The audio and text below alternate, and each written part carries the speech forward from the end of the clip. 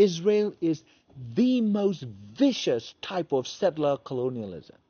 Everything that is wrong with the human civilization, Israel has mastered and institutionalized it. Dr. Maung Zarni is a Burmese genocide scholar. He spent the last 9 days visiting both Israel and Palestine as part of an interfaith delegation. He sat down with me to discuss his observations upon having meeting a wide range of Israelis and Palestinians to discuss the current situation. Can you give us a kind of a bird's eye view of what you took away from the relationship between Israelis and Palestinians? I'm still reeling from the shock of being there for 9 days, and then on the 10th day we left the country. I've never seen a situation where genocidal paradigm or policies and practices are so creatively pursued and so total. In other words, what I've discovered there, it's what I would call a vast ecosystem of genocidal methodologies with a comparative understanding of different genocides in history as well as in different geographies. Like Cambodia, I spent like 3+ years conducting mass grave tours at different killing fields when I was trying to influence the influencers in the country, in Burma. I came from Burma, or Myanmar if you want to call it, where the Buddhist majority, were cheerleading and supporting the Burmese military's full-scale genocide of Rohingya Muslims. And I have studied extensively Nazi ideology, the methods they use, Nazi genocide, personalities involved, right? The dynamics within the German society. I've also traveled across Bosnia-Herzegovina, where multiple genocidal killings took place. If you come in a situation like Palestine, and the land is administratively and from a security perspective divided into different areas, walls, checkpoints, deliberately, differential or discriminatory practice of very, very unequal resource distributions, resources that are essential to life or to sustain life, like water, land, access to food systems, right? And then you've got, the complete impunity, that settlers, basically land thieves. The settler is a very euphemistic term. We're talking about land thieves, right? Sponsored by the state of Israel as a matter of policy, protected by what Netanyahu would call the most moral army, the Israeli Defense Force. Local call it Israeli Oppressive Force. A friend of mine, a genocide scholar in Australia, called the IDF Israeli Death Force. This ecosystem of genocidal practices, which include,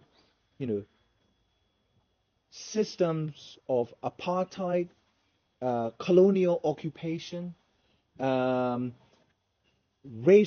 supremacist institutions and judicial system, extremely racist or genocidally racist ideology that permeates across different sectors of Israeli society.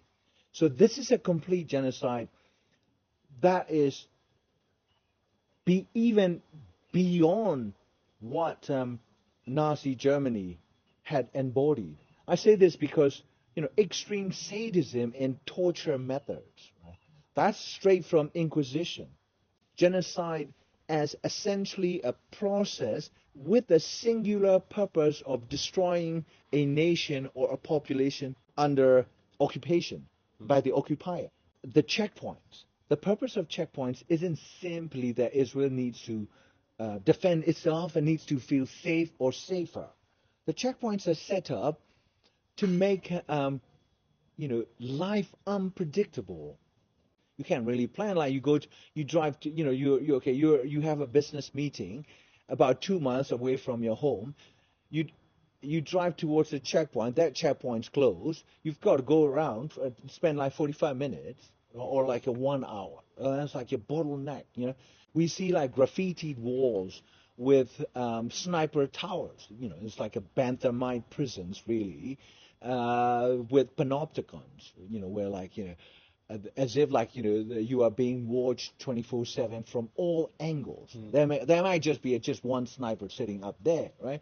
And but that's just like a really snapshots of like walls and sniper tower. If you take a total length of the wall, you realize this is like 810-kilometer long wall, yeah, and that wall is really established to create this vast prison camp. You can go about your business there until the IDF arrives unannounced and like pick up your son or daughter. You go, right?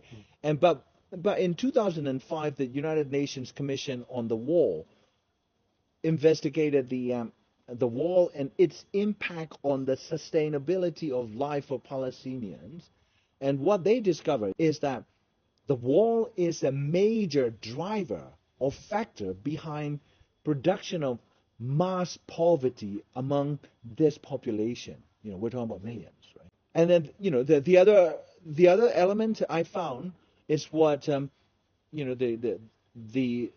father of genocide, Raphael Lemkin, who actually coined the term genocide, called racial underfeeding in populations or nations under occupation. Palestinians are not just simply occupied spatially; their lives are occupied, right? I took a Palestinian public bus, a bus meant for Palestinian, and at checkpoints, like everyone, old, young, babies, infants, toddlers, every one of us, including foreigners like myself, and we were asked to, we're basically ordered. we were not requested. We were ordered to get off the bus and show ID. Queue up in front of like a team of IDF soldiers, anti-terror units, whoever, whatever, local police, different uniforms, like all fully armed with automatic the submachine guns. And little babies with mother approach the Israeli IDF person, and everyone comply fully.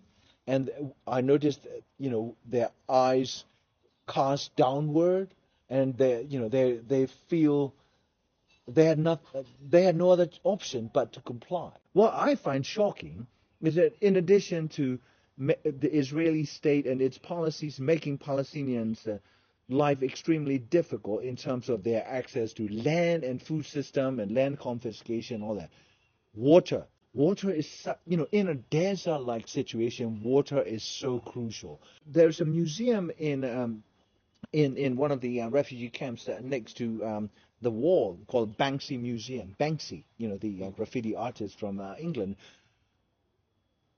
There is a comparative cross section of two different types of pipes that were used to supply water to Palestinian population and to the Israeli population, right? And the per capita, per household water allowance for Israeli, including settlers, is about 400 liter per household per day, as opposed to maybe like 40 liters for a Palestinian household. This is a permanently established system of deliberately under-supplying life's essentials to Palestinian population. So all of these put together, you've got like, the classic, genocidal slaughter, mass extermination in very short time, right? Plus diseases, right? And that have put Palestinian life at extreme dangers. The preventable diseases, destruction of health system. That is a classic genocidal extermination in Gaza. And then you've got this classic apartheid in certain parts of the occupied territories, and then you've got classic colonial occupation and so-called pacification campaign. So there, different major elements of previous historical crimes, apartheid, crimes against humanity, war crimes, settler colonialism, erasure of memory, names, right? And when you see this as part of a total whole, just different inventive and specific methodologies, but with the singular purpose to turn this slogan, land without people. So this was the slogan from the very get-go of the Zionist movement. And that slogan is being turned into a self-fulfilling prophecy using this ecosystem of various genocidal methods. Different subpopulations of the Palestinians are subject to different types of repression and destruction, full destruction, partial destruction, potential destruction, and coming destruction. This could be, Palestine could turn into something like a Rwanda situation. All of a sudden, the IDF may not be the main killer. The settler violence is unleashed. Now Israeli settlers are all armed. They're using the settlers as that's the spearhead of Israeli violence outside of Gaza. And of course, like in Gaza, is the IDF. That is the spearhead of the genocide with American weapons, American monies, and European Union money. The Britain even. This is the most comprehensive and complete genocide. It's not just single acts, but if you have to look at them, look different policies and practices of Israel as being interconnected with the singular purpose of taking the land without people. It has everything, all the elements of historical crimes that we witness in settler colonial genocides across North America, Latin America, Australia, right, South, and Africa. Everything is there, man. Israel is the embodiment of all elements of crimes, with the exception of slave trade and slavery, that we have witnessed the Christian Europe committed over the last 500 years against the people of color around the world. Israel is the worst form of, genocidal regime. That's why, Professor Noam Chomsky, who used to live here in his youth in the 1950s in kibbutz, right? He finally said Israel is the most vicious type of settler colonialism. Everything that is wrong with the human civilization, Israel has mastered and institutionalized it. Tell us about the actual interactions that you had with Palestinians and Israelis. So you spent time in East Jerusalem and the West Bank. Were you able to meet with Palestinians? And if so, what was their feelings and attitudes towards the situation that we're seeing? Yeah, I mean, I had talked to different Palestinians from a cross section of the Palestinian society, right? Like kids in refugee camps, the shop owners, university students, NGO activists, faith leaders, from Lutheran Church, like other Christian denominations, and I also talked to we visited El Aqsa Mosque, and talk to the prayers there. In West Bank, what strikes me is that although West Bank is nominally under the Palestinian Authority administration, the common view is that Palestinian authorities are at best completely impotent, to protect the Palestinian population there, at best, and at worst, Palestinian authorities is really, serving as a local controller of Palestinian people, their own people, for Israel. I don't make these words up. That's like, when you sit down and, chat with them, the locals say Palestinian authorities controlling us for Israel. That's rather damning. And then, and then someone like even said, oh, we are under double occupation. I mean, that I was shocked, And what we're looking at is like, basically like a Nazi Germany-like situation, right?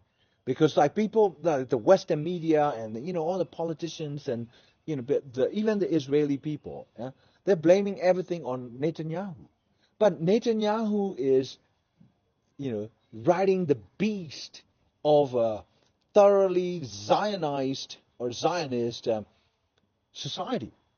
The way Israeli talked about Palestinian.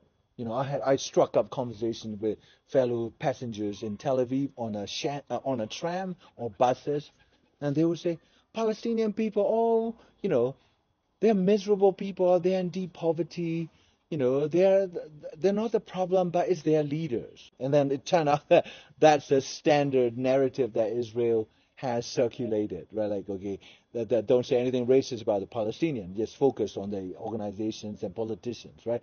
But they don't talk about 810-kilometer long wall that has massively impoverished and dispossessed and also settlements, right? Like the displacement, the use of terror, right? None of this is, insofar as the Israelis' public opinion is concerned, from my reading, my limited interactions, Israeli public feels they are moral. And I think that one woman used the term moral code. Well, Netanyahu had broken the moral code. I was like, well, like, what kind of moral code Netanyahu broke? I was like, well, he needed to save the, hostages, rescue them. Or like, we don't leave in our Jewish or Israeli Jewish society, we don't leave our people in distress or in need or at risk alone. We have to do it. But their sense of moral obligation does not extend to any Palestinian that they have terrorized for the last 75 years, from whom they have taken land, or like whose villages they destroyed. The last count, like, one of the local historians told me, the last count of the villages destroyed in Nakba is 609. And 11 Palestinian cities were depopulated, right? This is classic Hitler, right? Depopulation. The policies of the Israeli authorities is to make Jerusalem majority Jewish enclave, excluding erasing Jerusalem's multi-faith, multi-ethnic, multi-racial, inter-civilizational tradition. The Jews, the Muslims, and the Christians of different denominations, right? It's a holy site, but they want to make it, almost exclusively, Zionist. Because we cannot conflate Zionism with Judaism. There are so many Jewish people who feel extremely offended by the fact that Israel is committing this or set up this ecosystem of genocidal methods in their name. Land without people. When they knew there were 95% of the population there was native, Arabs, Palestinians of different religion, even including the Jewish population, right? There. And so I think what we are seeing is Israel's pursuit of its singular overarching project of taking the land without the people. I've never seen this level of terroristic and sadistic violence. Israel systematically cheating the international law. You spent 9 days in Palestine. You were able to speak with Palestinians in different parts of both Israel and Palestine. What was the message that you think they wanted the world to hear? Well, they want, first and foremost, they want to stop the genocidal onslaught in Gaza. It's going on for 11 months, right?